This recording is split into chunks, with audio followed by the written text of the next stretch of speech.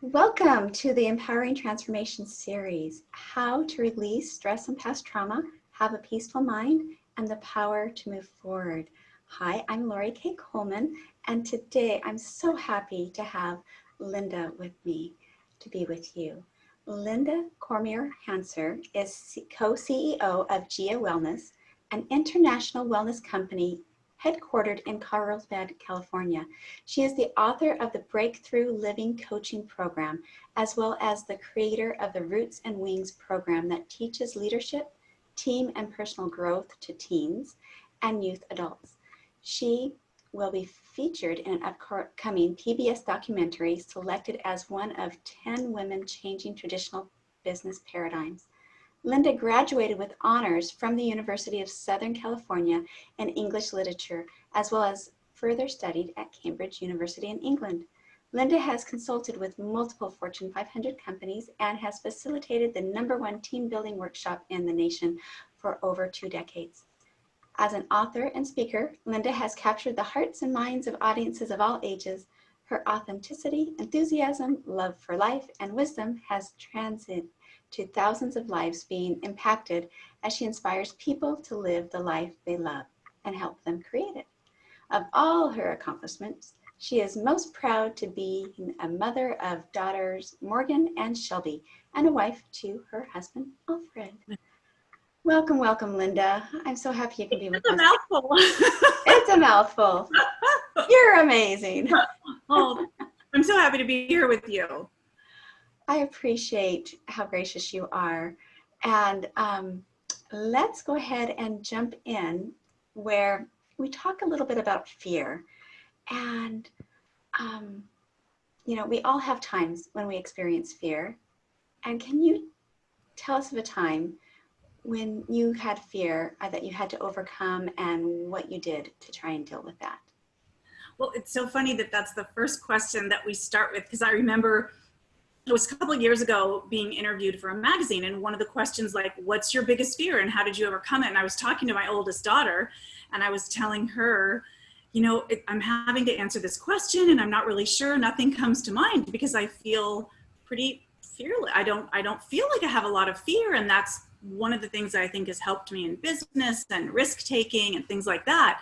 And she kind of looked at me and she's like, well, I don't think you can just say that, Mommy. I don't think that's going to come off very well to say that you don't have fear. And she said, I know you have fear because I know what your fear is. So I was kind of curious, like, well, what's my daughter going to say that my fear is?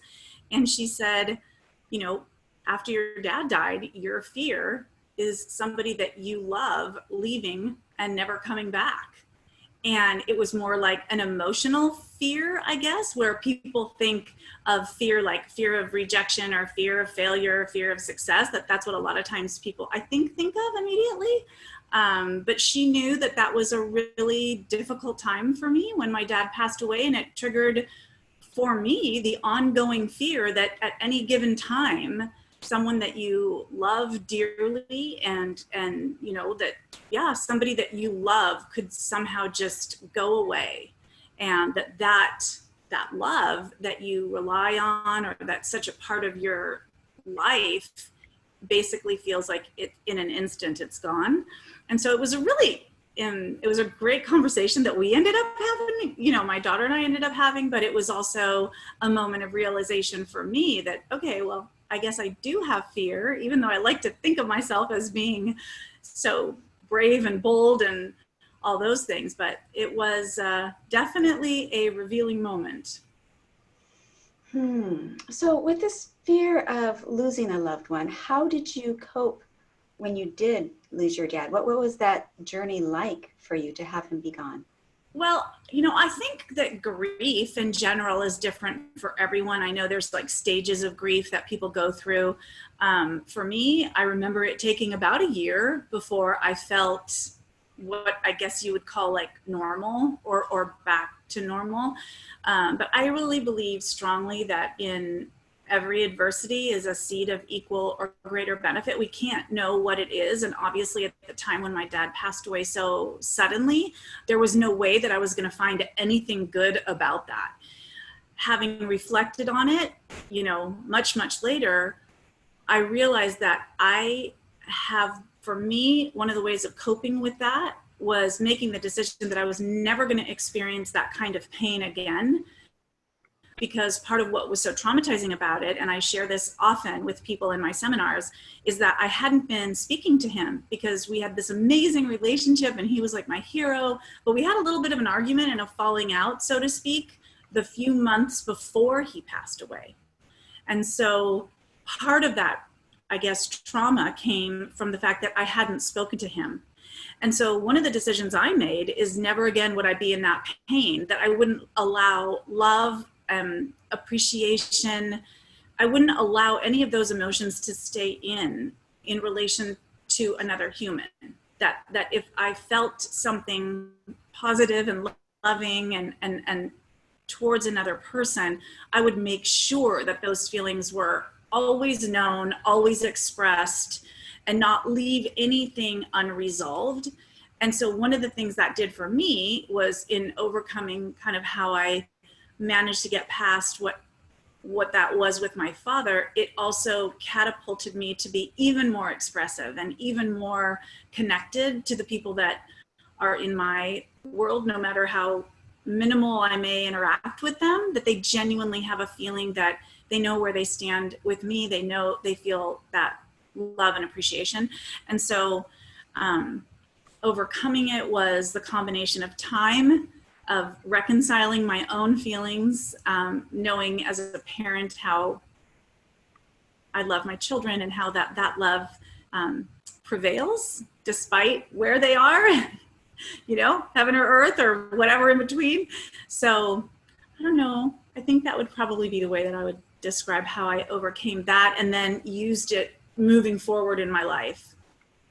Right, and I guess that would be the silver lining, is how it changed you moving forward to make sure that you're always in that more grateful place for relationships and making sure things are on a good standing. Yeah. It makes me think of a story. Yeah. Go ahead. Yeah, it's realizing the precarious nature of life, you know, and we know that, we all know it, but that experience was so profound that it was like a constant reminder for me that at any given moment something can happen. And so it's a waste of time, energy to not be in the most loving place that you can with as many people as possible.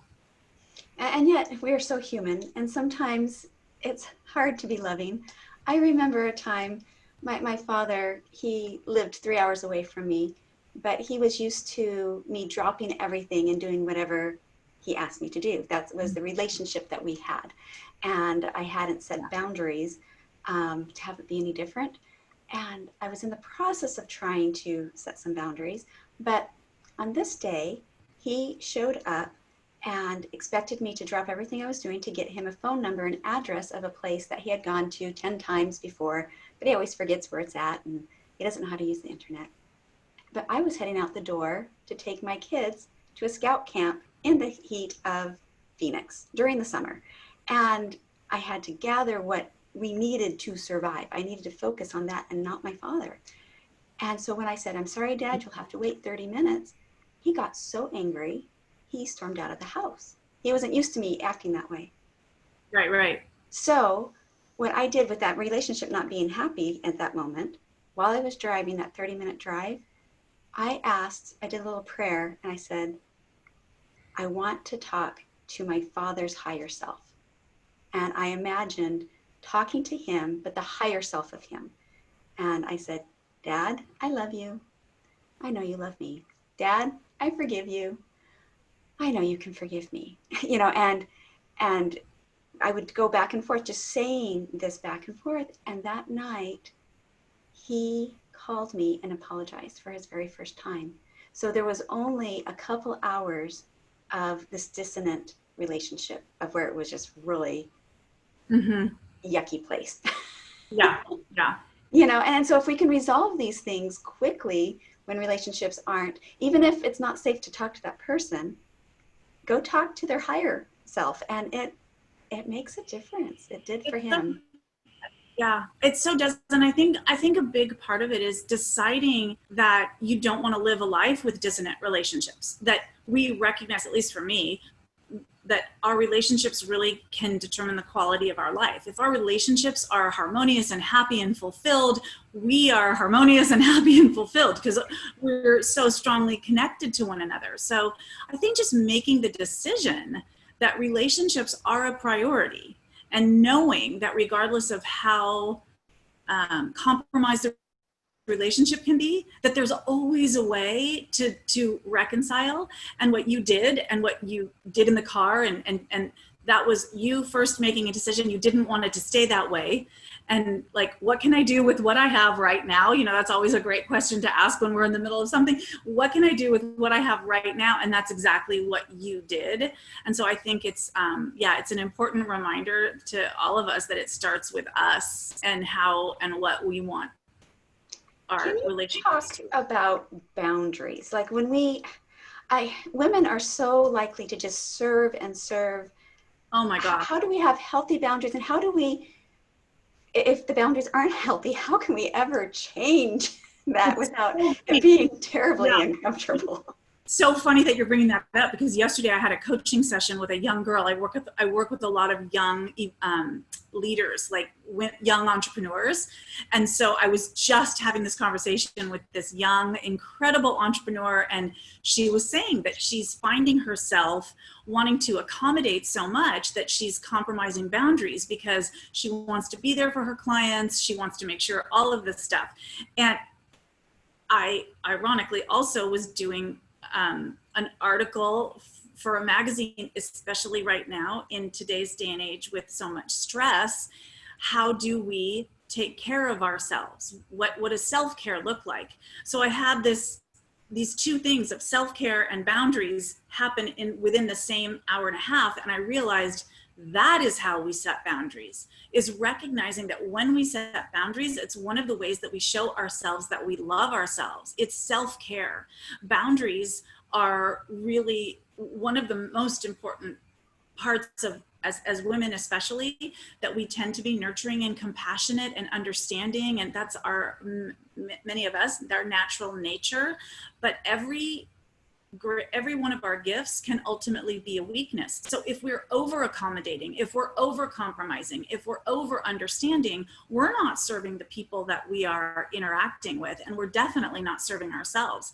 So creating a boundary around that is really, it's a mechanism of self-care. And I think when women can recognize that setting a boundary is not about me being like a jerk or saying no, or, you know, asserting my opinion in a very forceful way. Setting a boundary is simply like, I love you enough to let you know here and no further, because it's not going to help you and it's not going to help me in the long run. Not having boundaries erodes relationships. So, but the connection, I think, for women is really realizing that setting a boundary is self-care. And yeah, I think that helps us recognize we can't give what we don't have. If we are overextending and we don't have boundaries, we become depleted and we lose joy. And the goal is to be high achieving, loving women and men, but also experience joy and not allow the over accommodating or, you know, tasks of life to compromise that. So I don't know if that makes sense, but it was interesting that you bring up that topic right now, because it was literally just yesterday that I was having this conversation. So can you give us some examples of healthy boundaries that, you know, if someone doesn't even know where to begin? Yeah, I actually was this gal that I was working with yesterday. She's a photographer. She loves her clients. And when we love our clients and they feel like friends, you know, we can let time get away from us. And if we've priced ourselves as a 3-hour shoot, let's say, and the person arrives a little bit late and they're taking a little bit of time, and the next thing you know, that 3 hours turns into 4 or 5 hours, let's say, then your boundaries are not being honored, because it's no longer a 3-hour photo shoot. You're now getting paid for 3 hours, but giving 6 hours.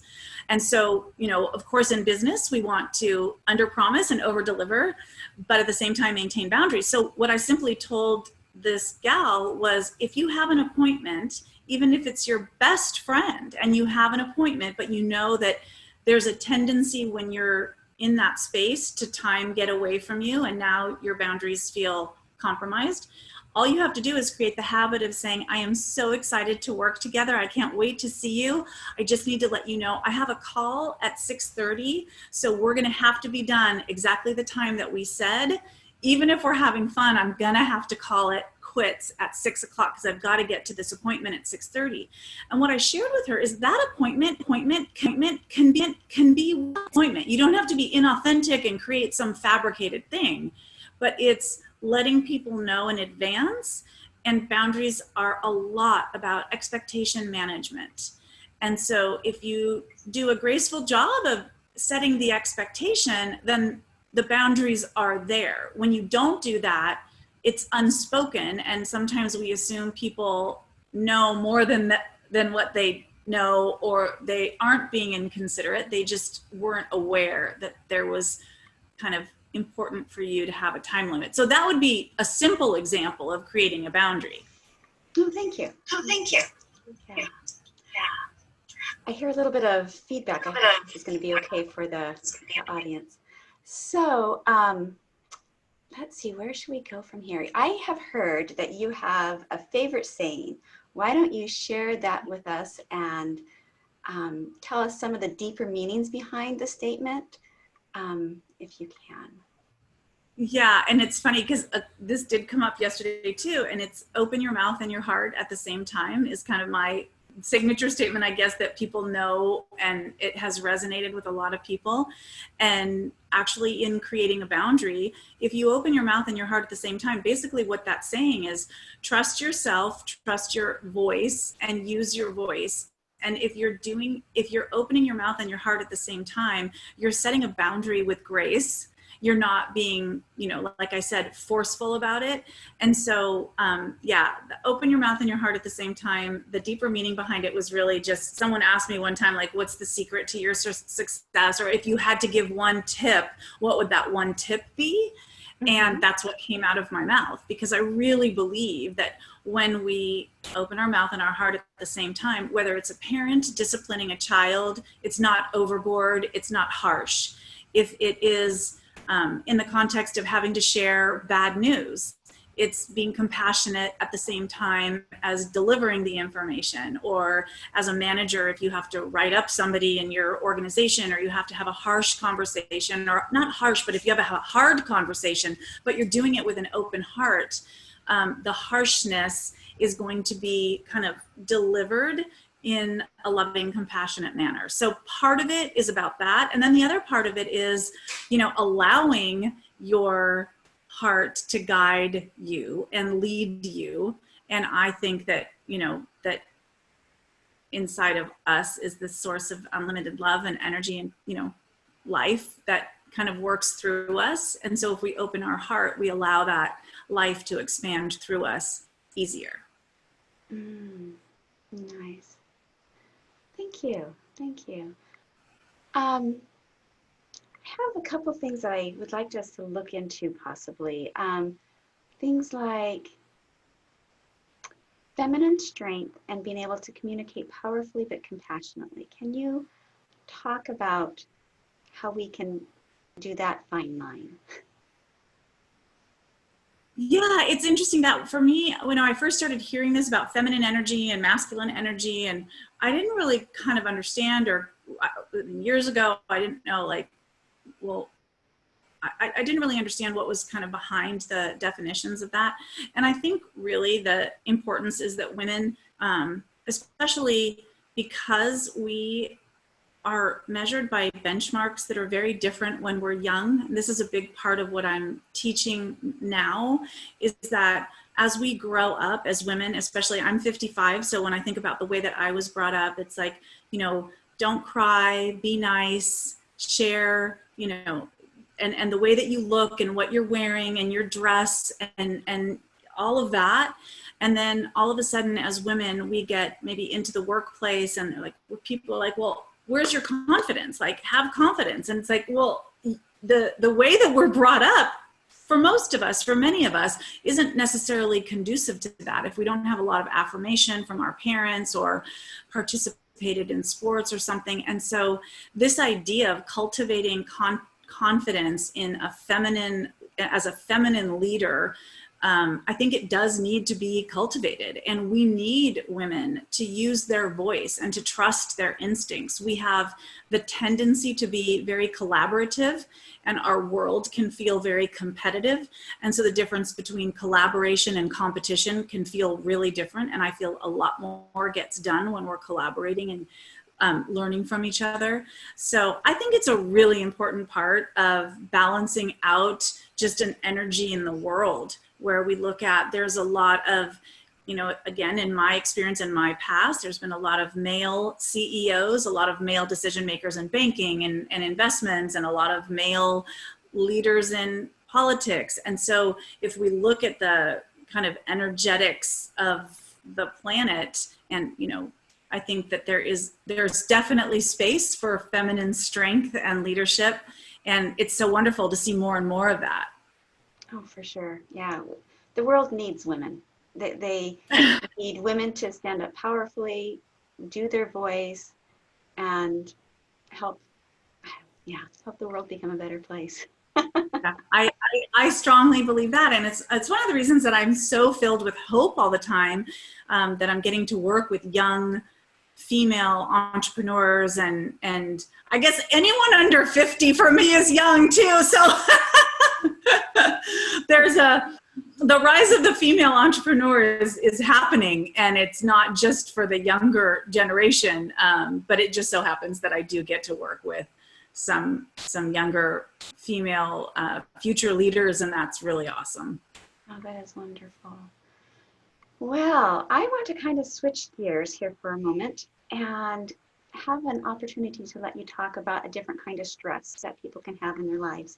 One that they don't necessarily see, and but still affect our bodies. Can you talk to us about what EMFs are and how you feel about 5G and the solutions that you have seen to help with those kind of stressors? Yeah, and what those stressors do to the body and mind and things like that. Yeah, if you would have asked me at any point, you know, before the age of 40, if I ever would have been talking about electromagnetic radiation or the invisible stress of that technology, or be guiding a company that has technologies to that effect, I would have said, I don't know on what planet I'll be talking about that.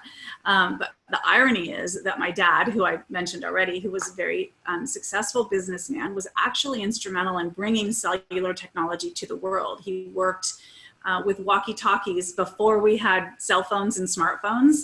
And so his business was in the telecommunications industry. So I find it somewhat beautifully ironic that I ended up here in being able to help guide a company that has technologies to help offset that. But for people who may not know what that is, or have heard something about it, there's electromagnetic radiation, which comes from information carrying devices. So when we're talking on the phone, or we're using a router and there's information that's being transmitted, there's radiation, electromagnetic radiation. Electromagnetic frequencies are something like when you're blow drying your hair.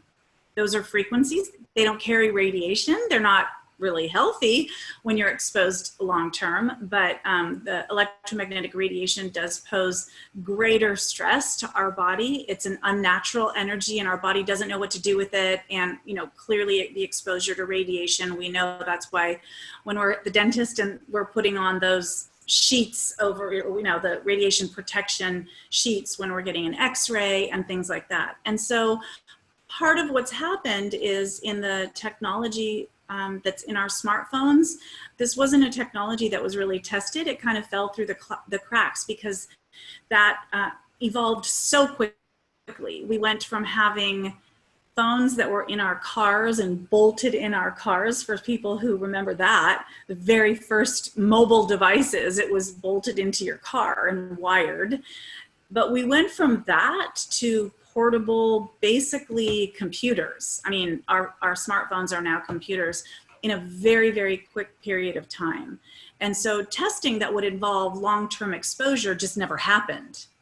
And so what we do know now, what science tells us, is that the exposure to electromagnetic radiation is connected to exacerbated stress, and it makes, we know stress makes everything worse.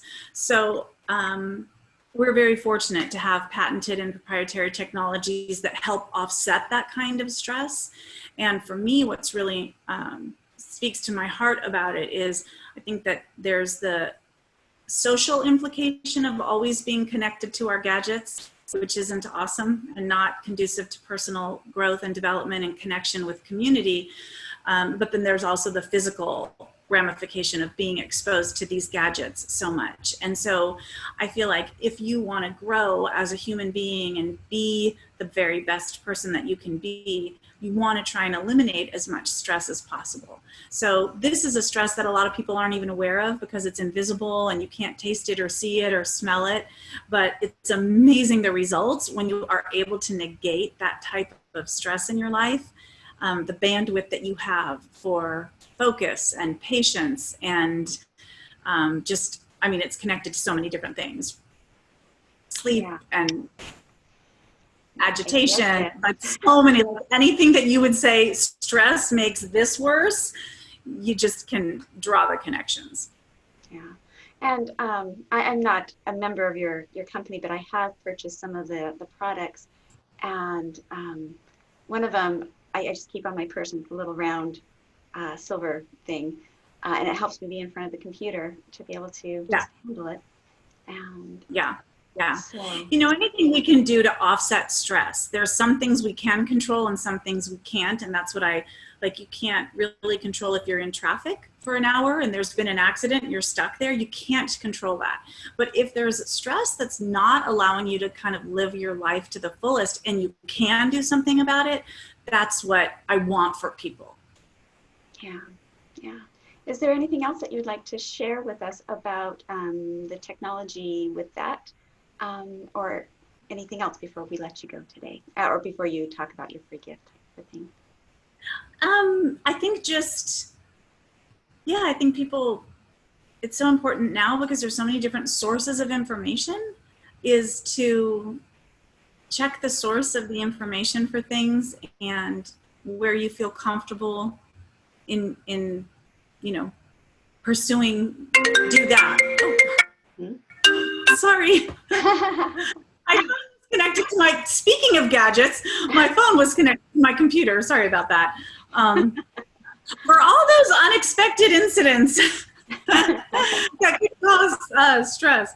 Yeah, no, I would say, we've been in business for over 10 years and have the good fortune of being able to impact millions of lives. And so I'm very proud of the work that we do in helping people enhance their basics of wellness, which includes our energetics. So thank you. And did you want to connect with the audience in a special way for this summit? Yeah, I would just say to go to my website, which is lindacormier.com, and I have an opportunity there where you can just sign up. I should send more emails out. I don't send very many emails out, but I do send blogs occasionally. And so if somebody signs up and sends me an email just directly, then they'll receive an email from me letting them know that I've received their email and I'm excited to share with them. Okay. Now, were you saying that you'd give a certain % off of your products to our audience? Yes, we would do, I think we said 15% off, and we have different price levels and we're always doing great specials. So if something is of interest, and I think because people would go to my personal website, not only would we do 15% off anything that has to do with geo-wellness, but also I do personal coaching classes. And so I'm just going to extend that. I don't think I shared that with you last time because now I've been doing more and more of that. So if somebody wanted to be a part of my coaching series on living heroically and joyfully or anything to do with entrepreneurs, we would give them 15% off any of my courses as well. Okay, well, lovely. Thank you so much, Lynda. I do appreciate your time. And you are just so gracious. And I want to share with the audience that you were someone that I had recorded with earlier and I have forgotten to push record. So here you've given me your time 2 times. Well, no worries, because I just did that with my coaching class, and I have to re-record the class for the people that weren't on. So trust me, it really, I totally understand. And despite us doing this, I did it myself too. So, you know, and it's all the good. thing is, like, life happens. We make mistakes. I felt horrible. I apologized. You were gracious. We move forward. Yeah.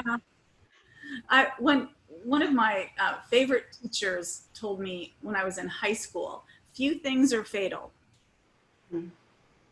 And it just stuck with me, like, few things are fatal. If we have to re-record, we re-record. Well, thank you for your time. I do appreciate it. And you have a lovely, lovely day.